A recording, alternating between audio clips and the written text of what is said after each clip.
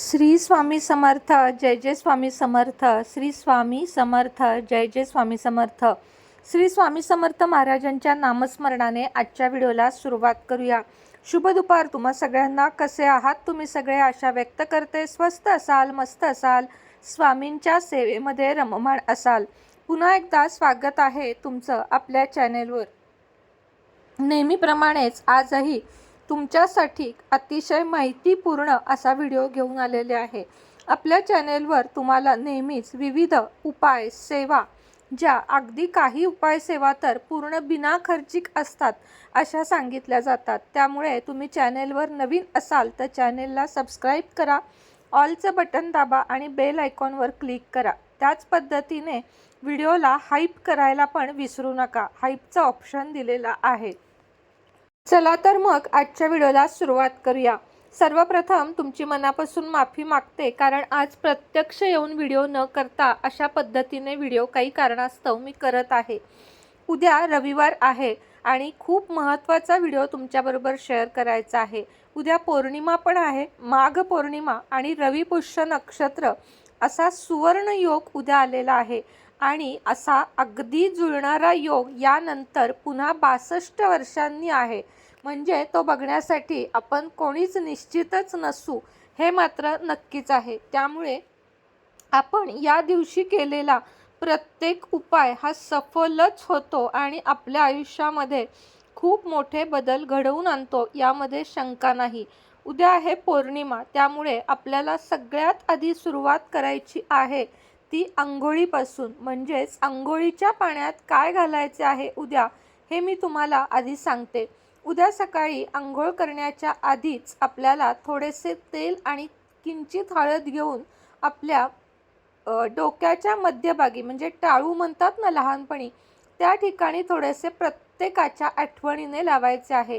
त्यानंतर अंघोळीच्या पाण्यामध्ये चिमूटभर हळद आणि गंगाजल घालायचे आहे. असेल तर थोडासा कापूर चुरून घालायचा आहे आणि 1 चमचा दूध. ह्याचं मिश्रणच तयार करून घ्या आणि प्रत्येकाच्या अंघोळीमध्ये 1 चमचा हे मिश्रण नक्की घाला. आणि यामुळे काय होते तर यामुळे आपली शरीरशुद्धी होते. मनशुद्धी हे तर आपल्या हातामध्ये आहे, मात्र शरीर शुद्धीकरणसुद्धा काही उपायांच्या आधी खूप जास्त महत्त्वाचे असते. हे झाल्यानंतर आता पहिला प्रश्न येईल की मग उद्या केस धुवायचे का? तर धुवू शकता, कारण पुष्य नक्षत्राचा योग आहे, पौर्णिमा पण आहे. उद्याच्या दिवशी तुम्ही केस नक्की धुवू शकता. पिरियड असणाऱ्यांनी उपाय करू शकता का? तर पिरियड असणारे सुद्धा उपाय करू शकतात. असाच आजचा उपाय मी तुम्हाला सांगणार आहे. उद्या आपल्याला बरोबर संध्याकाळी 6 वाजता, जशी आपण सकाळी देवपूजा करतो तसंच संध्याकाळी उद्या माता लक्ष्मी आणि भगवान विष्णू यांची एकत्रित सेवा करायची आहे. तुमच्याकडे भगवान विष्णू आणि माता लक्ष्मी यांचा फोटो, मूर्ती जे काही असेल ते स्वच्छ करून घ्यायचे आहे.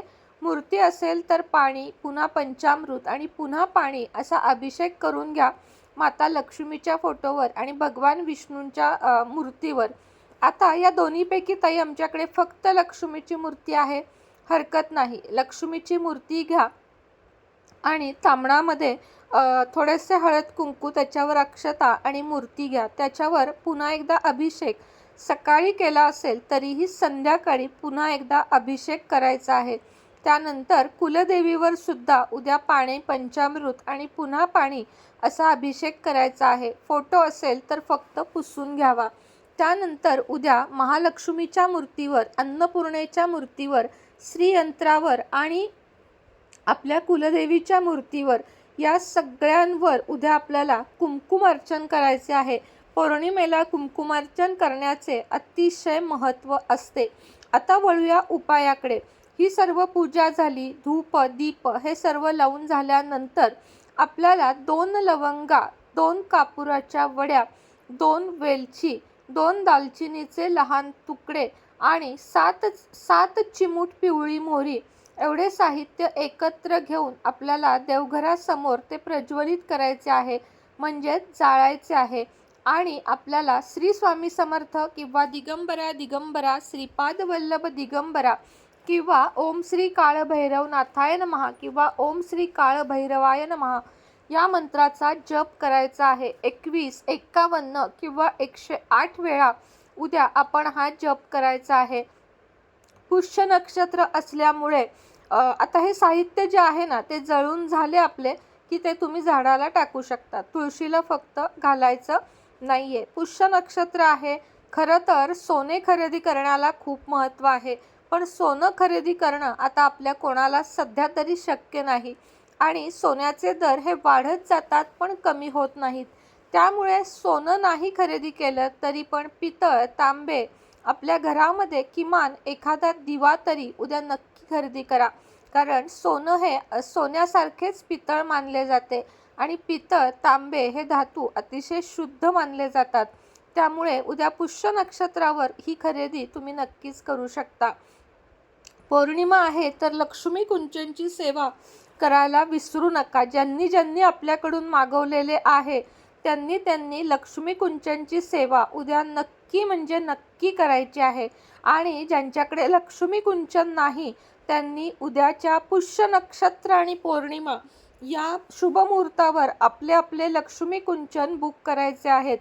लक्ष्मी कुंचनच्या बुकिंगसाठी तुम्हाला जो व्हॉट्सअप नंबर देत आहे त्यावर बुकिंग करू शकता. कॉल कृपया करू नयेत. 77 57 94 94 41 या आपल्या नंबरवर उद्या अष्टलक्ष्मी दिवा मूर्ती, विष्णू लक्ष्मी मूर्ती किंवा लक्ष्मी मूर्ती, लक्ष्मी कुंचन यापैकी तुम्हाला जे हवे ते ऑर्डर करू शकता. त्याच पद्धतीने उद्या ज्यांचे ब्रेसलेट ऑर्डर आहेत ते सगळे पौर्णिमेमध्ये उद्या रेकी केले जाणार आहेत.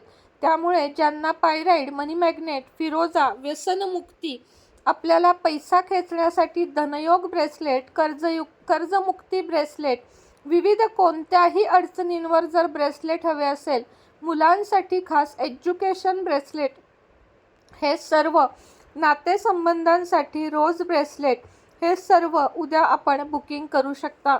कारण उद्याचा दिवस अत्यंत शुभ मानला जातो. श्रीयंत्रावर सुद्धा उद्या आवर्जून कुंकुमार्चन करा आणि हे कुंकू व्यवस्थित एका डबीमध्ये भरून ठेवा आणि कोणत्याही महत्त्वाच्या कामाला जाताना किंवा दररोज सकाळी हे कुंकू आपल्या कपाळावर आज्ञाचक्राच्या जागेवर लावा. म्हणजे आपले आज्ञाचक्र जागृत होतात आणि आपली कामे भराभर होऊ लागतात. उद्याच्या या ज्या रेमेडी आहेत ती अंघोळीतल्या पाण्याची रेमेडी कोणीही करू शकतं आणि देवासमोर बसण्याची जी रेमेडी आहे ती मात्र पिरियड असणाऱ्या महिलांनी करू नये. त्यांनी फक्त माता लक्ष्मीचा जो तुम्हाला कोणता जप येतो तो करावा आणि चंद्राच्या रेमेडी म्हणजे चंद्राकडे बघून करण्याच्या रेमेडी तुम्हाला मी संध्याकाळी किंवा उद्याच्या व्हिडिओमध्ये सांगेन त्या देखील करायच्या आहेत. तर चला पुन्हा भेटूया नवीन व्हिडिओ सोबत.